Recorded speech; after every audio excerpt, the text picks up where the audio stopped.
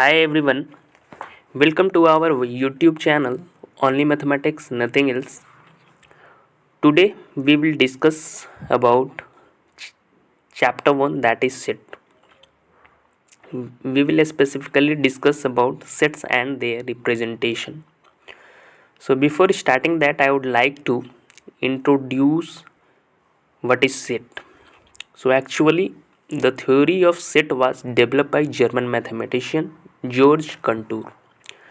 Sets को develop करने वाले एक जर्मन मैथमेटिशियन थे जिनका नाम था जॉर्ज कंटूर।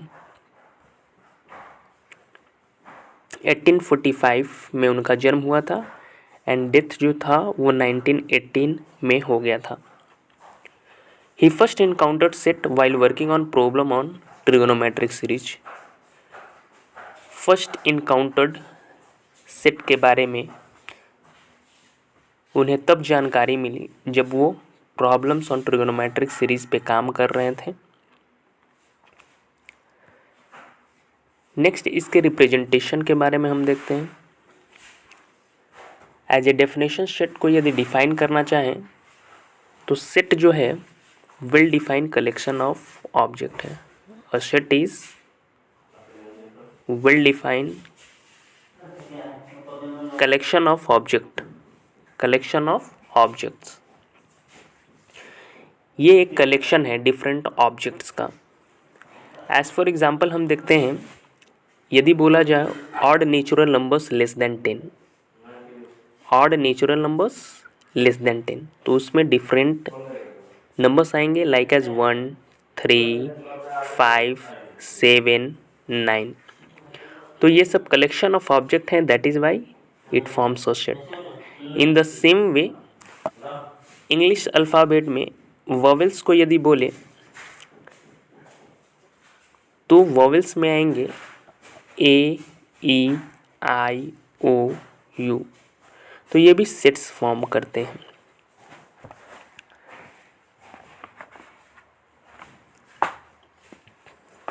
कुछ नोटेशन जो कि हम चैप्टर्स में यूज़ करेंगे like as capital N. Capital N जो होता है वो जितना भी सेट ऑफ नेचुरल नंबर्स है उसके लिए यूज़ किया जाता है। Set of all natural numbers is denoted by capital N. In the same way capital Z is denoted for set of all integers. जितने भी कलेक्शन ऑफ इंटीजर्स हैं उसको जेड, कैपिटल जेड से डिनोट किया जाता है। कैपिटल क्यू जो है set of all rational number के लिए यूज होता है। In the same way capital R जो होता है set of all real numbers के लिए होता है। Z plus set of all positive integers के लिए यूज होता है। इन द सेम में Z minus set of all negative integers के लिए यूज होता है। Q plus set of all positive rational numbers के लिए यूज होता है, पॉजिटिव रेशनल नंबर्स के लिए। और R plus set of all positive real numbers के लिए यूज होता है, set of all positive real numbers. तो ये सब नोटेशन है जो ध्यान में रखने हैं।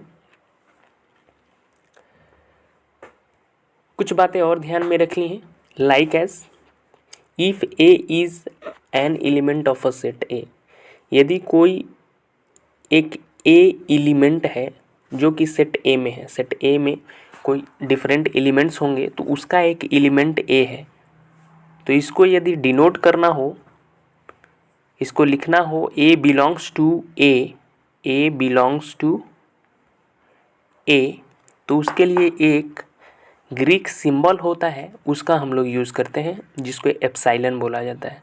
इस चीज़ का यूज़ किया जाता है और इसको लिखा जाता है A belongs to A is written as A belongs to capital A. In the same way यदि बी बिलोंग्स टू ए लिखा होता, B belongs to A words sentence में लिखे होते, वर्ड्स में बिलोंग्स टू ए, तो इसको सिंपली हम लोग एप्सिलॉन का यूज़ करके बी बिलोंग्स टू ए ऐसे लिख सकते थे। फर्दर यदि सपोज करते हैं कि टू बिलोंग्स, वर्ड्स में लिखा हुआ है टू बिलोंग्स टू ए, तो इसको सिंबॉलिक फॉर्म में एप्सिलॉन का यूज़ करके टू बिलोंग्स टू ए ऐसे हम लोग लिख सकते हैं, थ्री बिलोंग्स टू ए ऐसे लिख सकते हैं। इसका मतलब है कि थ्री जो है वो सेट ए में बिलोंग करता है, सेट ए का ही एलिमेंट है। टू जो है सेट ए का एलिमेंट है। ऑन द कॉन्ट्रेरी, यदि कोई भी element two does not belong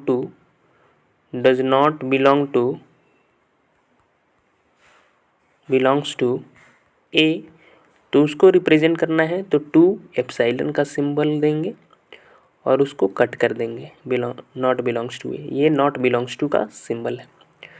तो दो रिप्रेजेंटेशन आप समझ गए होंगे। फर्स्ट, यदि बिलोंग कर रहा है, लाइक एज टू बिलोंग कर रहा है सेट ए में तो टू बिलोंग टू ए लिखेंगे, 5 बिलोंग कर रहा है सेट ए में तो 5 बिलोंग टू ए लिखेंगे। यदि बिलोंग नहीं कर रहा है तो two not belong to A, 5 not belong to A. तो ये सब रिप्रेजेंटेशन है जो कि आपको समझने हैं। फर्दर आगे देखते हैं। तो किसी भी सेट को रिप्रेजेंट करने के लिए दो मेथड्स हैं, दो मेथड्स के बारे में हम लोग पढ़ेंगे। There are two methods for representing a set. First method जो होता है वो रोस्टर फॉर्म होता है। First method is known as roster, या इसको टैबुलर फॉर्म भी बोला जाता है, टैबुलर फॉर्म, रोस्टर फॉर्म और टैबुलर फॉर्म। और सेकेंड जो मेथड होता है that is set builder form, set builder form. तो फर्स्ट मेथड को सबसे पहले डिस्कस करते हैं, that is roster form. Roster form है क्या?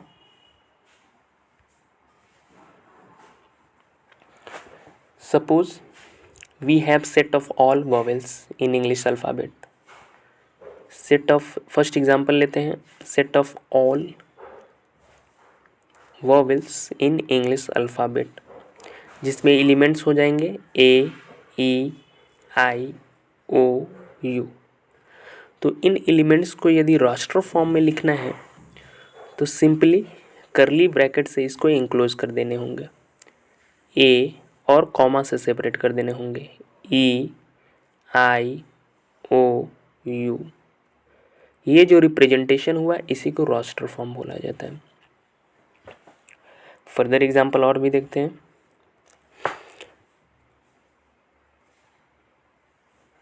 सपोज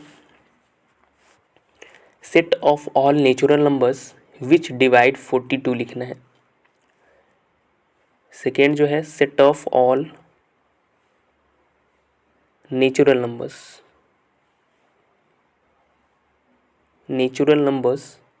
डिवाइड 42 को डिवाइड करने वाला set of all natural number लिखना है और इसको रोस्टर फॉर्म में लिखना है। तो कैसे लिखेंगे? सिंपली जो 42 को जो नंबर डिवाइड करता हो उस नंबर को सबसे पहले लिखना है, कॉमा दे के सेपरेट करके लिख लेना है। लाइक एज 1 भी 42 को डिवाइड करेगा, 2 करेगा, 3, 6, 7, 14, 21 एंड 42 भी करेगा। तो ये सारे जो हैं 42 को डिवाइड करेंगे, इसको कॉमा से सेपरेट आउट करके लिख लेने हैं और इसको ब्रासेस में मिडिल ब्रैकेट में इंक्लोज कर देने हैं। यही जो है सिंपली रोस्टर फॉर्म हो गया।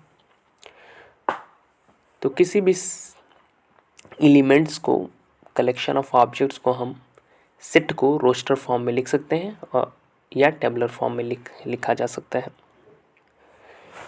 अब नेक्स्ट जो मेथड है रिप्रेजेंटेशन का उसके बारे में देखते हैं।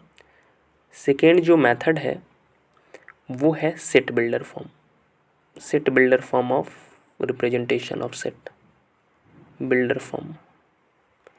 सेट बिल्डर फॉर्म में कैसे हम लोग रिप्रेजेंट कर सकते हैं किसी भी सेट को, उसके बारे में देखते हैं। तो इसको हम लोग एग्जाम्पल से समझते हैं। सपोज हमारे पास कोई सेट दिया हुआ है, कोई सेट ए है और उसमें जो है एलिमेंट्स हैं 1, 4, 9, 16 and 25 dot dot dot and करली ब्रैकेट क्लोज। ये जो है रोस्टर फॉर्म में लिखा हुआ है। इसको सेट बिल्डर फॉर्म में लिखना है। तो सेट बिल्डर फॉर्म में लिखने के लिए सिंपल हमें क्या करने होते हैं कि ए जैसे है वैसे ही लिख देना है, इज इक्वल टू, और एक विल डिफाइन कैसे सेंटेंस वर्ड का सेंटेंस में लिख सकते हैं उसे लिखना है। Like as A is equal to curly bracket X colon, X is the, pattern पकड़िए, ये 1 का स्क्वायर है, ये 2 का स्क्वायर है, ये 3 का स्क्वायर है, ये 4 का स्क्वायर है, ये 5 का स्क्वायर है। तो x ये x है और x कैसा है, x इज एक्चुअली है, x is the square of a natural number, square of a natural number, ये नेचुरल नंबर का स्क्वायर है ऑफ नेचुरल नंबर। ये जो भी है वो स्क्वायर है नेचुरल नंबर को। इसी रोस्टर फॉर्म को हम सेट बिल्डर फॉर्म में एक और तरीके से लिख सकते हैं। Like as X colon X is equal to N square, where N belongs to N, जहाँ एन जो है वो नेचुरल नंबर है, where N is natural number, N belongs to capital N is natural number as we have discussed earlier that capital N is denoted for set of all natural numbers। तो इस तरह हम raster form और set builder form में किसी भी set को represent कर सकते हैं। तो कुछ क्वेश्चंस हैं जिन्हें आपको रिप्रेजेंट करने हैं। लाइक एज क्वेश्चन है सॉल्यूशन सेट लिखना है इक्वेशन का। राइट सॉल्यूशन सेट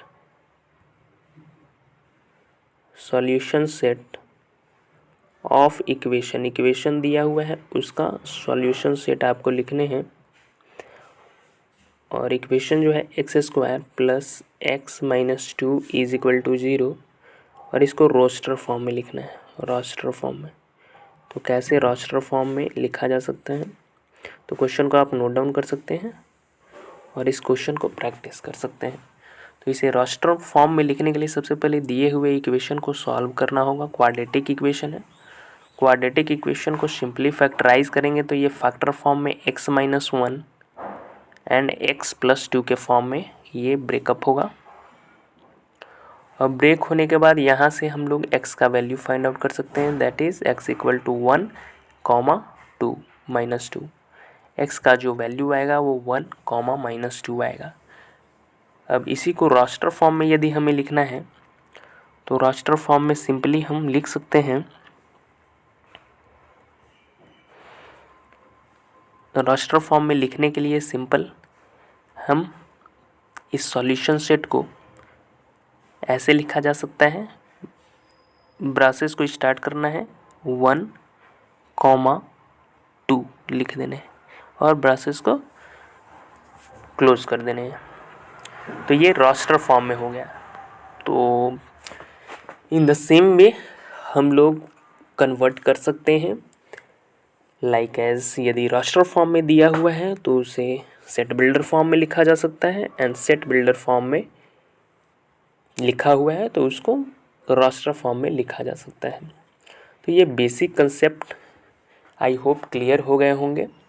सेट्स को कैसे रिप्रेजेंट कर सकते हैं और different type of representation like as roster form और सेट बिल्डर फॉर्म में कैसे कन्वर्जन किया जा सकता है, तो ये हमने डिस्कस कर दिए। नेक्स्ट लेक्चर में इसके बेस पे कुछ क्वेश्चंस हम कर लेंगे। तो this is for this class. See you in another lecture 2 of the chapter. Thank you friends.